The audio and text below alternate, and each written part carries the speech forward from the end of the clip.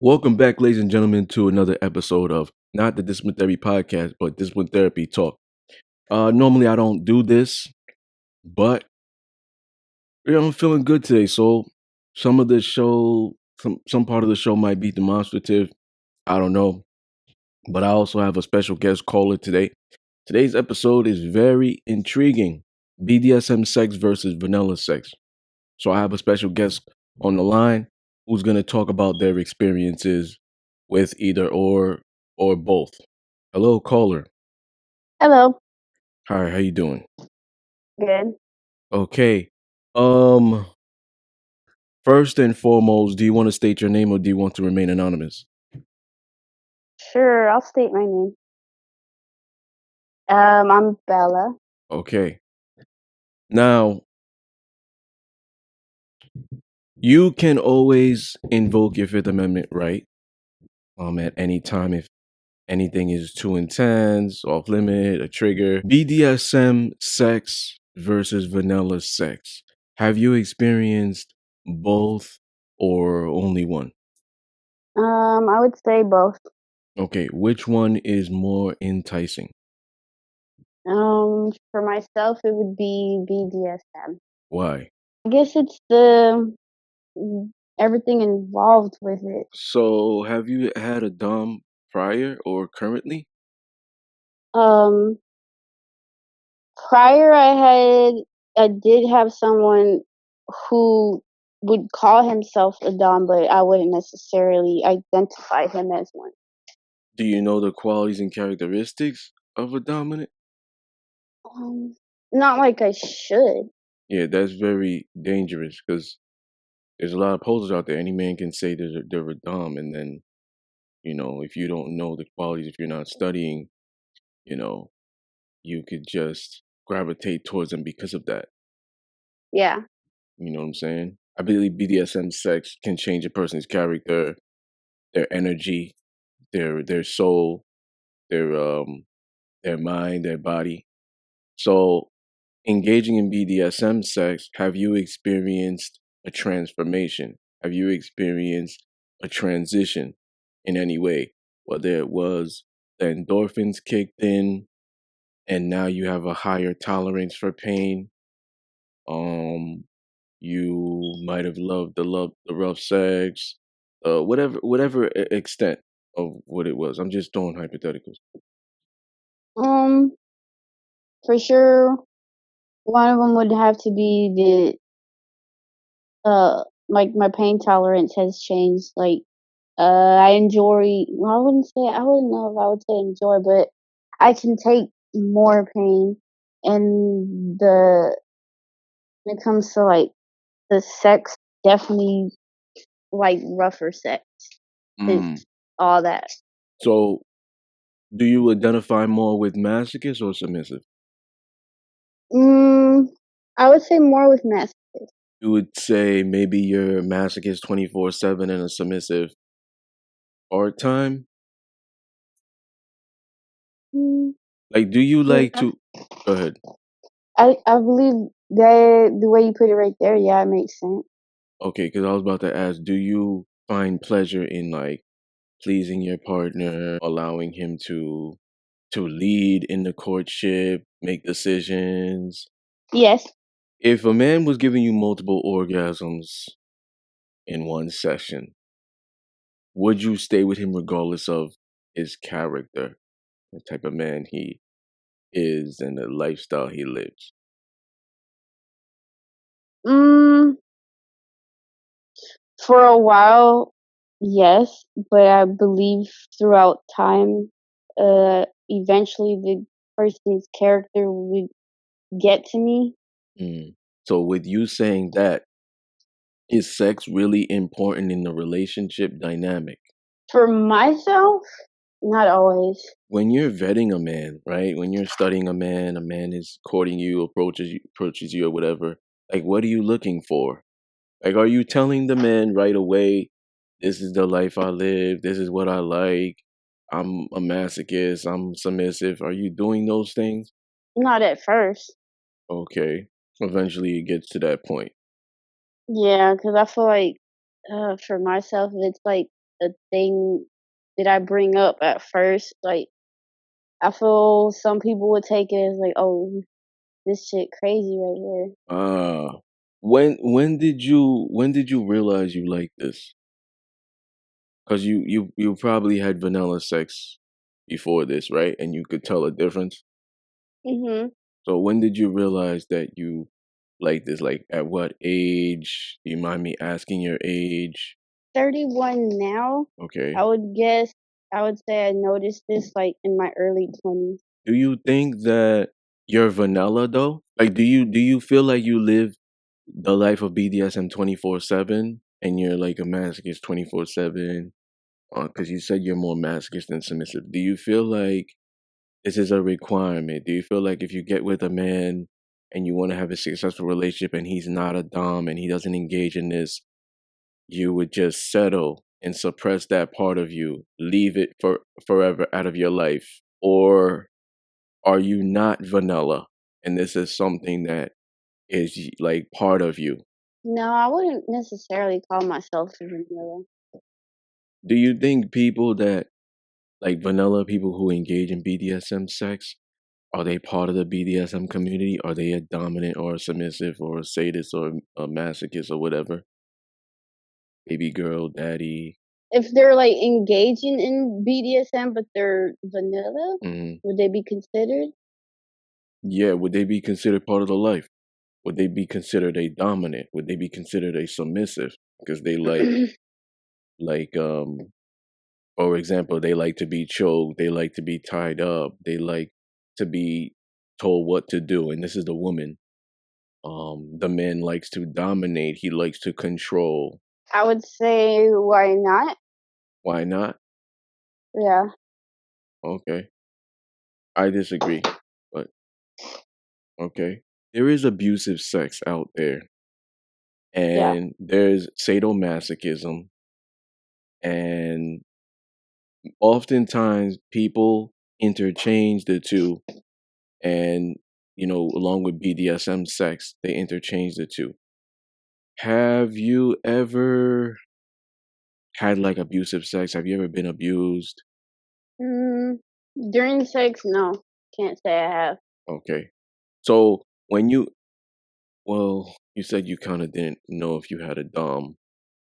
Because I was gonna say, were there certain agreements before getting into this relationship? No, it was.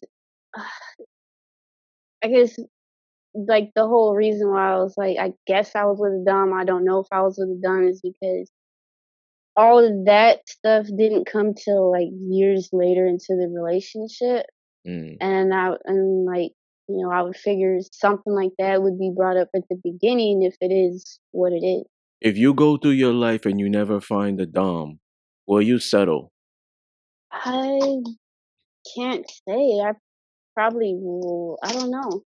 I don't know. If you settle because you want the white picket fence, marriage, but this is in you, would Yeah. you cheat? Like, would you have another man? I don't know, but if I felt like I would have to have the need to cheat, then it would be no point for me to settle or for me to be in something serious. Have you ever experienced bondage sex? Attempted to. Okay, so he's never tied you up or anything like that. No. When you were with your dom and you could always plead the fifth, were you always experiencing orgasms? Or was it mediocre? Did you not experience orgasms? They were more or less once in a while. Okay. As far as your personality goes and what you like, are you, because like I'm getting after the masochist now, are you into things that are out of the ordinary? Like, are you into things like scary movies? Does that make you scared? Are you into things like watching fire or flames? Are you into like things that would cause you to have PTSD, and or if you experienced any of that stuff in your childhood? Yes. So yes to all of those things. Yes. If you get with a man and he doesn't feed that masochist part in you, but he engages in the lifestyle, and he does everything else, but he doesn't feed that masochist part. Would you stay with him because he's a dominant and he engages in BDSM?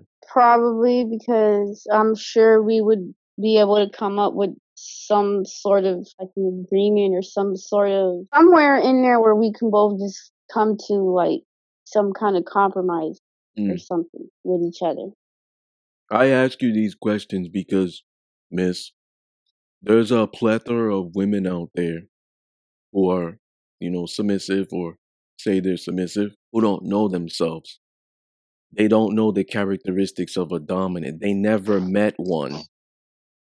This has been a global phenomenon for a long time. It's been taboo. It's been in the closet. Ever since 50 Shades of Grey came out, more women are coming out.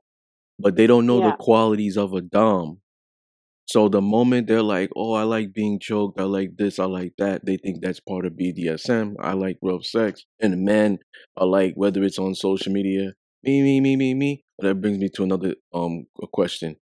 Um, they gravitate towards them right away because they're gravitating towards the act and the emotion versus the man. Now, let me ask you a question. How do you hold? Okay, so you say you're more masochist than submissive. So maybe this doesn't apply. I'm going to ask it anyways. How do you present yourself on social media? Now, do you promote the lifestyle on social media? Do you go ahead? For that, I would say no. Okay. Like I don't promote it. So if I looked at your social media right now, I can't tell that you're a sub. I can't tell you're a masochist. I mean, you probably could tell if I was or wasn't, but I don't think you could tell I was. Well, I me don't think. personally, okay. Let me reiterate. Me personally, I can tell because I can read people very well read. But let's say a man who's regular, who doesn't. I've lived this life for 14 years. Who is just oblivious to this lifestyle? He goes on your page. A regular man, a vanilla man, goes on your page.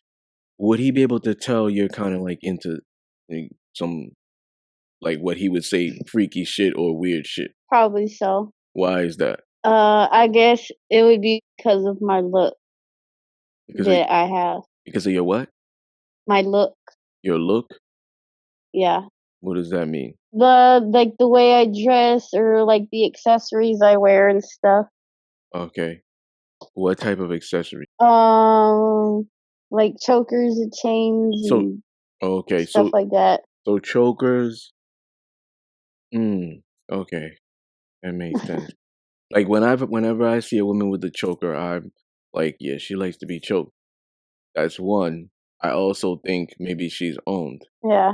Those are one of the two things that come in my mind. It's almost like you need that cut of circulation. It's almost like a stress reliever. Like therapy. Like how they Mhm. had those squishy balls. Yeah. And like if in like anger management they practice this where they have them exercise with the squishy ball, and that's like relieving stress. I think that does that for the women with the chokers. I could be wrong. It's like Mm, go ahead. for myself, I guess it's kind of like that for me, but something like that. Yeah. Do you have kids? Yes. Would you, if your kids was into this lifestyle, would you hold them accountable? Would you tell them, no, this isn't for you. You shouldn't be in this lifestyle. No, I don't think I would. I guess I more or less leave it up to them. Do you have girls or boys? One girl, one boy. Okay. BDSM sex or vanilla sex? Which one? BDSM. And you won't settle for less. No. Okay. I want to thank you for being on the show. Thank you for having me on the show. Okay, ladies and gentlemen,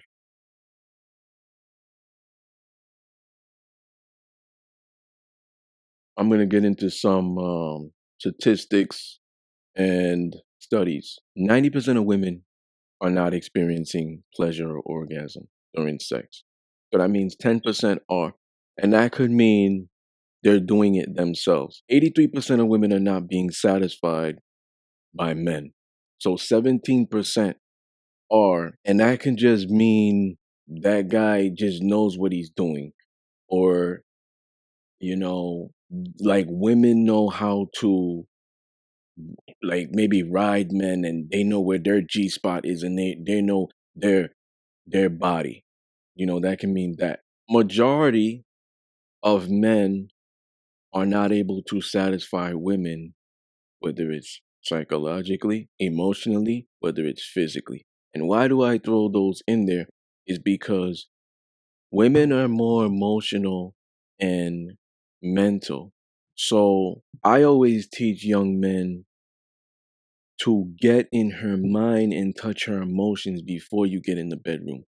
Because once you do the hard work, once you get in there, it's easy. Floodgate, 10 seconds, 20 seconds.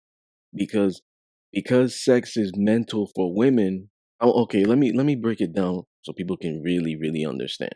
Two people are engaging with each other. They're going through the courtship. It's the second date already. He hasn't smashed yet, right? He might be still filling her out, vice versa, both, right? They may both be traditional, so they don't believe in sex on the first date, no matter how the chemistry was going or whatever it is, right?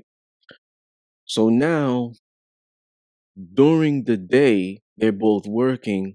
He's initiating this little flirtatious, the flirtatious text. And he's saying things like, I can't wait to put this big dick in your mouth. Oh, I want to play with your titties. Put it in, put tequila and salt and lick it off your titties or something flirtatious. And now she's creating that image in her head. It's making her feel a type of way now. It doesn't work the same way with men. Like a woman can say those things, send a meme to a guy. Most men are gonna feel, damn, she wants to do something different today.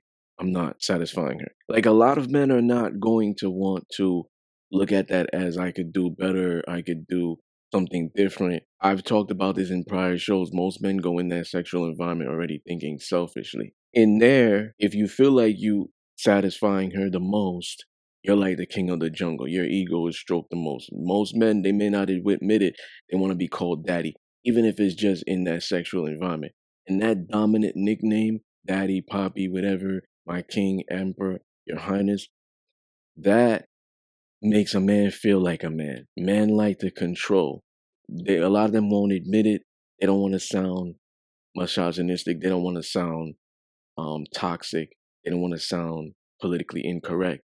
But a lot of men won't admit it, but men want control. If you are building those things prior with her, it's going to cause other things to emerge because the body follows the mind.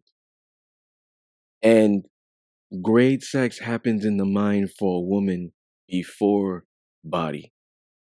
So that's why a lot of times men aren't satisfying these women because men, a lot of men don't know how to converse with women. A lot of men don't know how to build that sexual frustration with women. And this is part of the problem. Studies have shown that most men care about tightness and most women care about length, girth, and width. Why? Well, it's the feeling for both.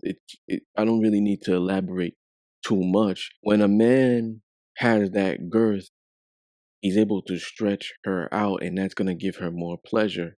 And the tighter it is for a man, the better it's going to feel for him. If you're a man and you don't know if you don't understand female nature and you don't know the female body and you don't know where the G spot is, you're always going to have trouble. You may be lucky enough to have an aggressive woman, a more masculine woman who's going to ride you, sit on your face, who's going to do things, maybe tie you up and stuff like that. And she knows how to get herself off. So it's, you're lucky in that sense. But most men are dominating women, especially in that sexual environment. Before we get into it, because a lot of people are ignorant, they're ignorant for no reason because the information is between our thumbs. And I've made countless videos of BDSM for them not to know these terms. But I will reiterate, vanilla I don't want people to think, oh, Caucasians or whatever it is. Like I said in the with the caller, vanilla means so many different things to so many different people. It can mean boring, normal, regular, plain, plain, whatever. That's vanilla. So that's regular sex. Now, regular sex, vanilla sex consists of maybe a lot of eye contact, a lot of kissing, a lot of gentleness. It's slow. It's not rough. It's not aggressive. It's you orgasm in 2 minutes, you orgasm in 30 seconds. You guys are not conversing with each other during sex. That's vanilla sex. It's very boring. It's very plain. It's very regular. BDSM is an acronym for bondage, discipline, dominance, submission, sadomasochism, sadism, and masochism or sadomasochism. What's the difference? Well, BDSM is more intense because if you engage in BDSM, that means you're engaging in tantra sex. And I'm going to talk about what tantra sex is down the line. I think episode 66, Healing and Vibrations. I explain it. I'm just going to I'm going to elaborate further on there. It's a slowful, more mindful sex with the goal of not orgasming right away. You know what I'm saying? It's something I practice in the lifestyle of BDSM because I'm a seducer. I'm a pleasure. So I go in there trying to get herself off a few times before I get my first. So it's a lot of control.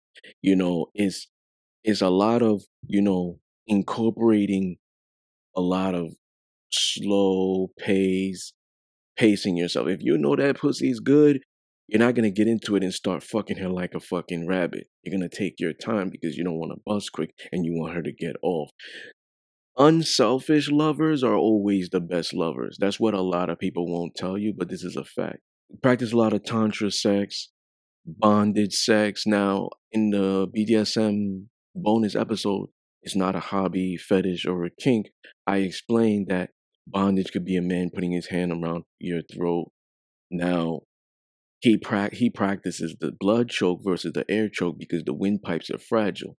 So he's gonna take his 5 fingers and he's gonna squeeze the sides, the flesh around the throat, not the not the actual throat, because that can kill her because it's fragile. And we gotta understand that women's skeletal system and their muscle tissue is a lot weaker than men.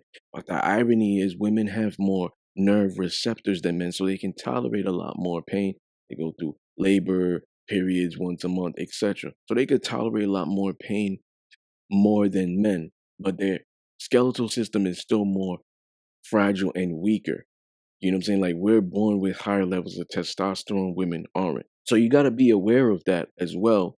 When you're engaging with women, BDSM, safe, sane, consensual. Those are always the key things. Those are always the primary things. As a dominant, you always have to be observant because your number one goal is to make sure you have your submissive's best interests at heart. Her safety is imperative. Bondage sex might be that. It might also be, him pinning your hands above your head with his own strength. For example, me, I'm very strong. I may not use rope all the time, but I'll use different ways and I don't want to talk about it. That's for a submissive or submissives of mine that I engage privately with. So I may not use rope, but I use other things to bind her, along with my strength. They might incorporate rope. They might incorporate restraints with the ankles or the wrists. Dominance and submission sex is turn around, do this, do that. You're giving her orders, crawl to me. You're guiding her the way she's giving you oral. She's submissive, she's getting gratification from pleasing you. That can be an example. Dominant and submissive sex, same thing.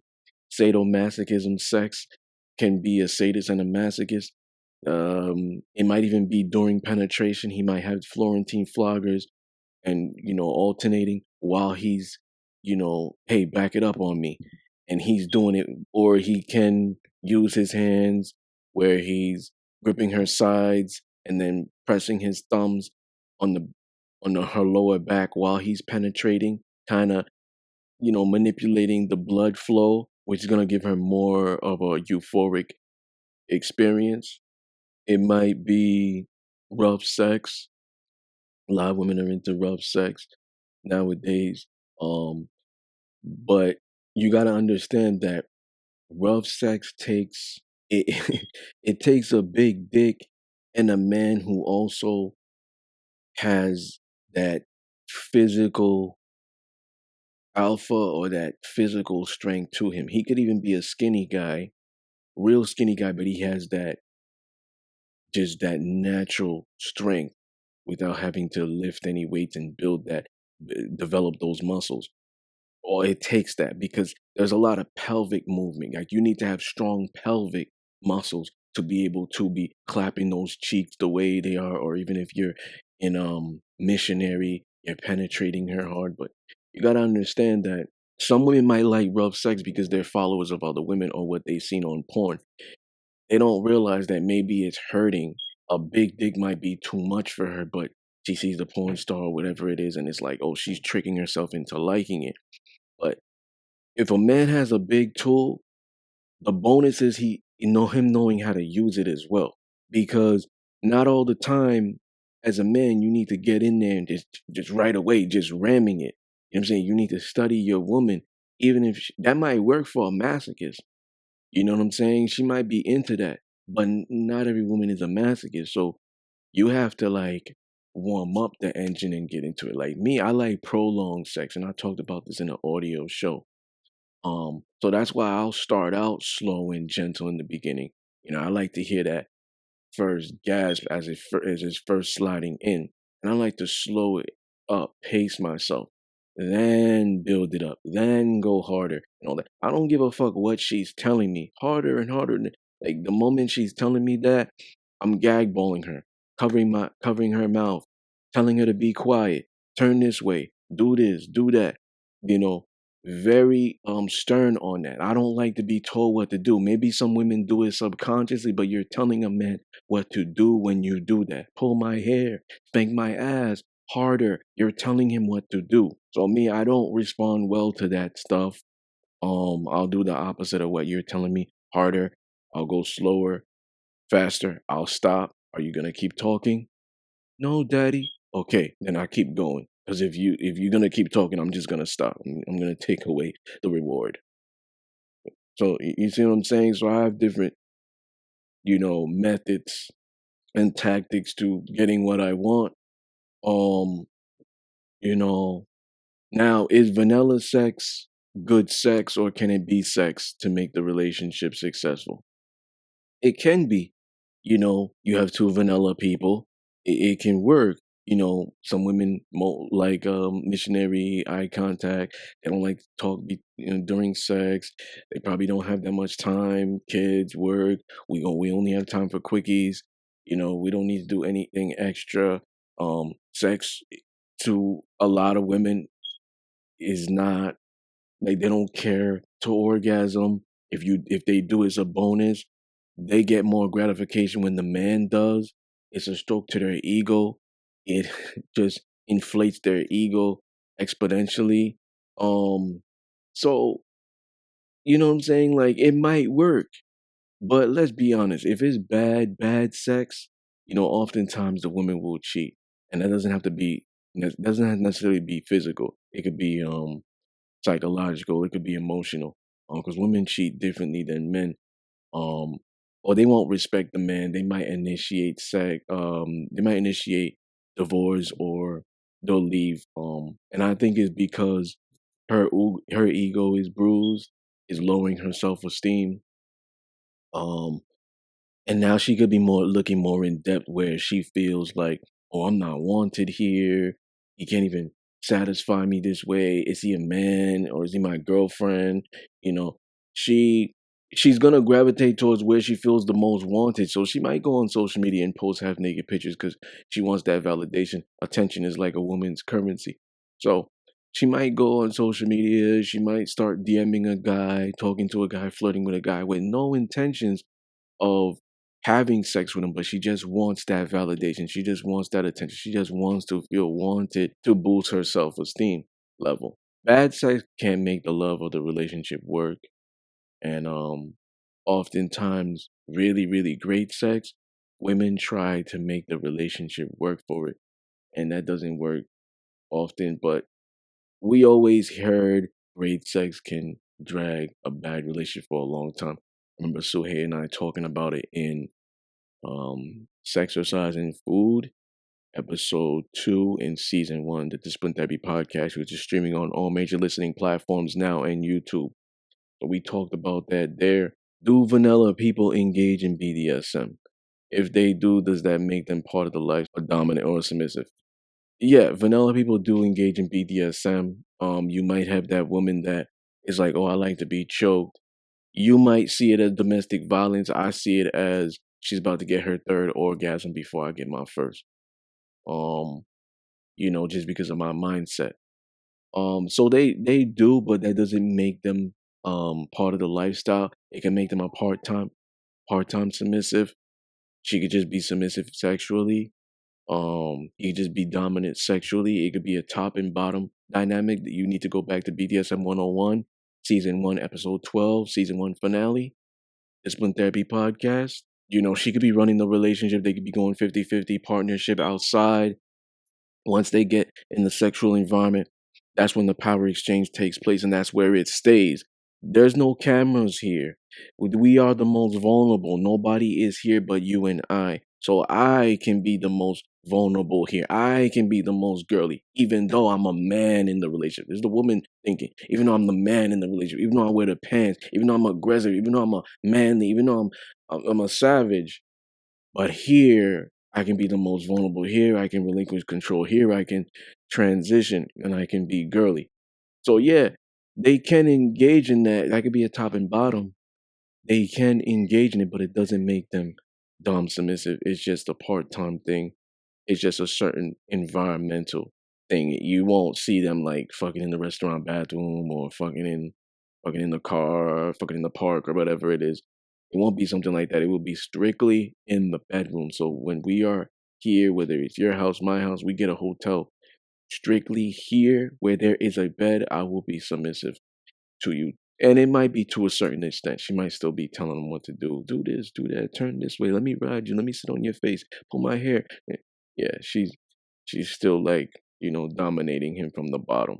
There's a difference between abuse or abusive sex and BDSM sex or sadomasochism. The difference is it's consensual with BDSM. That's the only difference. It's abusive, it's not consensual. Abusive, it's sporadic. If it's abusive, it's not talked about, it's not negotiated. But you gotta understand that every woman likes to be abused, and a lot of people are not gonna want to hear this. But every woman like to be abused or degraded to a certain degree, especially a hardcore feminist or a so-called alpha, air quotes, female, to an extent, whether it's sexually or in private, as long as it's within her limits and it's consensual. These women, like I said, the bedroom is the most vulnerable place. You could have the strongest alpha dominant, feminist, hardcore women rights, and we want to be equal. But once she gets there, she might just be like, treat me like a little whore, spit in my face, choke me, slap me, spank my ass, pull my hair, come inside me. Just throwing hypotheticals. Bruise me, bite my ass, leave a mark. I want to be remembered of you when I go in the morning and turn around like this, like I take pictures on social media showing my ass, but I want to do it in the mirror to see that, and it's a constant reminder of you, and it makes me wet. These women are inclined to being masochists also because they're so hardcore and alpha. They might be like, "Oh, fuck me, raw," come in my face, spank me with the belt, call me your whore, your bitch, pin me down, put me up against the wall, force yourself upon me, take this pussy, it's yours. These are just examples. That's really the difference between BDSM sex and vanilla sex. one of the biggest things about BDSM sex is so intense that once you've had this type of sex, once you've had this type of practice, once you've also had that nasty sex partner, that dominant or whatever, regular doesn't do anything for you. Anything outside of that is boring, it's disgusting, you're unfulfilled. So, that's one of the reasons why I was asking the caller if she would cheat if she settled for a vanilla guy. Um, because oftentimes that might happen because you have that beast that was unlocked, that a man unlocked, and now no other man can fulfill that or keep feeding that beast. So it becomes it could build depression. It can build low self-esteem. These things women won't talk about, but it can build these things within women, and it becomes like a codependency now where they need this. Like, I need you to bruise my throat, stick that big long dick down my bruise my throat, like fuck my throat. I want to feel that as a codependency for that, maybe that depression, whatever it is. um they need that therapeutic. Oh, I need you to spank me, I need this. A masochist, for example, if she's submissive and masochist but more of a masochist, she's gonna need that rough sex, she's gonna need you to spank her, she's gonna need those things. And if she doesn't get them, just like the show we did, BDSM, discipline versus punishment, episode 63, go back, she might start acting up to get that because she's not getting it. So there might be some passive aggressiveness going on, silent treatment, smart mouth, because she wants that. Or she's not respecting you at that time because you're not giving her that. So she's disrespecting. It could be something subconscious. Now, you also have to understand that BDSM, you guys are allowing each other into a psychological, physical, emotional space that transcends parameters of what basic relationships have to offer. So everything is intensified, which is why it's gonna change your character, your energy, your your um your soul, your mindset. You could be at work thinking about the dude. You're gonna get this soulful experience. This is why it's so intense. It's so powerful. It's gonna change you because everything is intensified. Like, you're gonna feel the endorphins kicking. You're gonna feel the oxytocin that's gonna lead to that emotional attachment, and so much more on both ends. So any woman that's saying, oh, I'll settle, and if I'm submissive or whatever, I'll go with the guy, whatever, money, this, that, head fat family, white picket fence. But I can train him. Here's the thing. In The Seduction of Discipline, my first book, episode chapter 13, Power, and chapter 10, When She's Acting Up, I reiterate this: women don't respect men they can control and manipulate. So with the brat, the masochist that's doing all these things and you don't put your foot down, she's slowly losing respect for you. If a woman has to train you in the bedroom how to pleasure her, she's gonna lose respect for you outside of it. I promise you this. I don't care if there's women out there that are disagreeing with me. I know you better than you know you. Because a lot of you don't know you. Knowledge itself is imperative. So a woman that feels like she can train a man, elevate his career, get him all this stuff, and I could do this, and well, if the sex is bad, but he's a good man, I could. No, you're not gonna be willing to do that because at the end of the day, you're not a man. So if you feel like you train a man on how to please you and the things that you wanna be pleasured and given and whatever it is, and you have to tell him, it is not attractive to you. And I'm gonna break it down. Because initially, a woman is attracted to mysterious and dark and a man that can read her. Maybe not read her mind, that's a bonus, but a man that can read her because women don't like to control and they don't like to be in control. Being in the work environment is different. They don't like to be in control when they have a partner. They like to feel girly and they want to feel like they have a man, not a woman. So if a woman feels like she has to train you, she looks at you as one of her girlfriends now. You're not a man. That's already losing respect. When a woman is controlling you, She now feels masculine. Remember, when a man takes charge, that brings ease to a woman's pain, not pain, ease to a woman's mind. That is why when you are that guy that's like, yo, get ready by 7, you're off, I'm off, I got dinner plans, where this, where that, yo, that every woman gonna love that because at the end of the day, she doesn't have to go through the stress and pressure of what do I want to eat. Ask 100 women out there. Only 1% of them can constantly make decisions. But ask the 99%, what do you want to eat today? Where do you want to go? I guarantee you're going to be having the conversation for 15 to 20 minutes. And she's going to pick something and then she's going to change her mind. That's why you should never let women have the decisions. You should never give them the right to make decisions in the courtship. This is what's going to happen. So when it comes to the respect thing, this is why it's big. Where there's no respect, there's no attraction. And if there's no attraction, there's no real relationship. This is why if a woman feels like she can control a man and she can manipulate a man in the bedroom, outside of the bedroom, she's not going to respect you and she's going to slowly disconnect. Remember, I believe love fades, but what keeps it consistent, especially for women, is respect. When a woman respects you, trust, loyalty, comfortability, ride or die, she'll be down for anything. She'll do whatever and she'll be whatever for you as long as she respects you. That is going to grow. All those other things will flourish with that respect. When a woman doesn't respect you, you're going to see all those other things start to diminish. Now, me, I like to make a woman earn for everything because I know that I know my power inside and outside of the bedroom, and I know my value. I like to make a woman earn everything. You want BDSM sex? You're going to earn everything. Me, if I paid for dinner, understand that she earned it. If I gave her big dick, great sex, or orgasms, this tongue, also make these mouth making her orgasm on that pussy. Understand that she earned that. A trip out of town, out of state, whatever. Understand that she earned that. When a woman earns a man, this is important.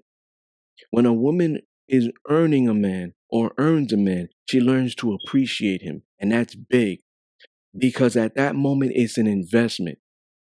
When a woman is investing in a man, she's going to slowly love him. Even if that's your woman, girlfriend, helping you propel your business, she's going to slowly start to love him. She's going to see, yo, this man is valuable. This man is high caliber, high quality. This man has potential. And she's going to invest in you. And all these other emotions will come automatically with it. So when it pertains to BDSM sex and vanilla sex, you have to be careful the power that you have with BDSM sex, especially as the man. Don't open portals to women if you know you're not going to stick around. Don't open portals to women, whether it's mentally, emotionally, physically, sexually, if you know you just going to play and after the pussy I'm going goes. Don't do that. You see what I'm saying?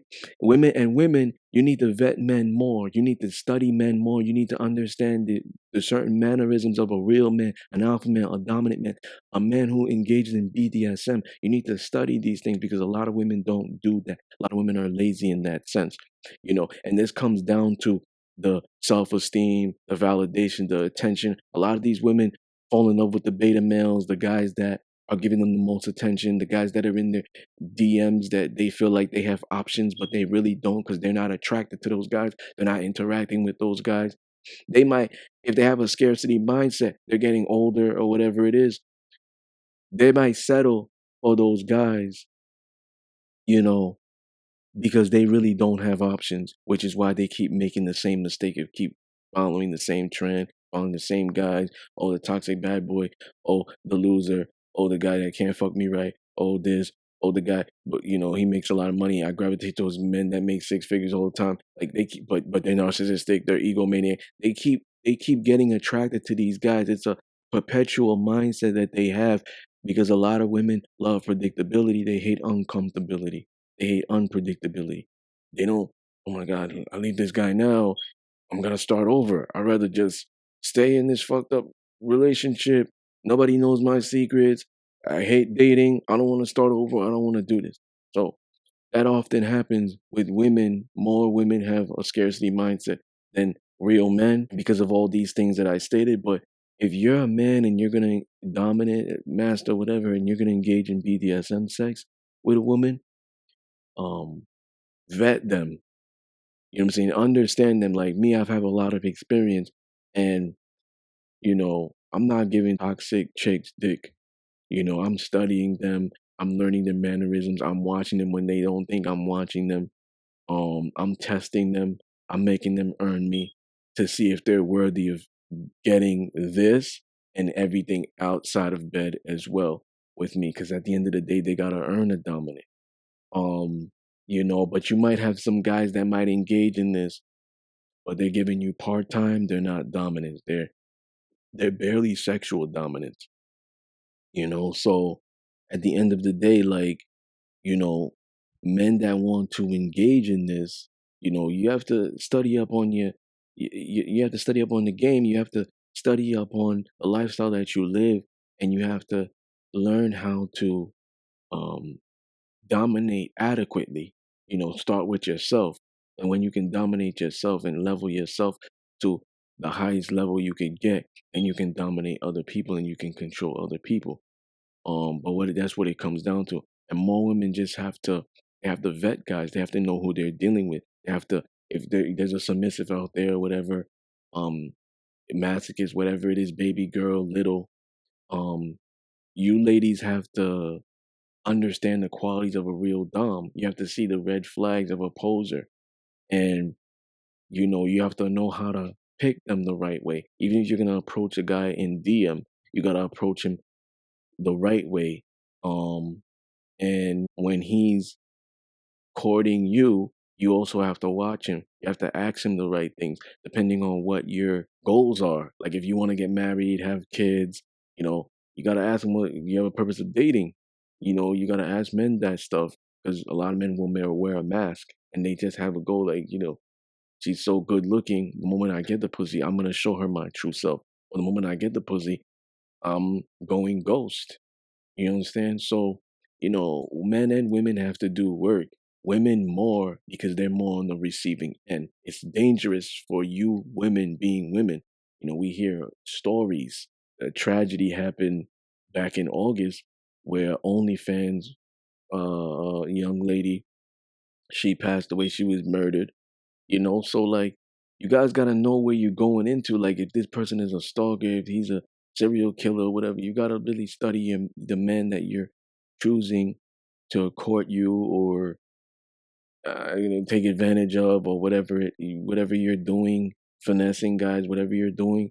You gotta be careful, because there's a lot of people out here in this world that are crazy and they're not really genuine, and they have an ulterior motive. So you got to look at these things of the characteristics of a dom, and you got to realize, does this person have my best interest at heart? Is my dominant providing aftercare after an intense activity? Does he care about shit like that? Like I'm feeling a type of way. Can he provide solutions? I'm feeling down today. Can he motivate me? Can he get me up? Can he inspire me? Can he inspire my submission to thrive? From his integrity of dominance. So these are things that you women have to study because, like I said, you're more on the receiving end. So at the end of the day, if a man is wearing a mask, a woman could say, well, some men are really good at lying. Well, that's just proving that you're dumb then. That's just proving that women intuition sucks. So, you know what I'm saying? Like you want to prove people wrong and you want to get back into that indigenous ability that you have and get back into your divine feminine and elevate yourself and really, vet these guys adequately. You know what I'm saying? So once again, ladies and gentlemen, you were tuned into Discipline Therapy Talk. Like I said, I don't know if I'm gonna be doing this, but we'll see. Peace.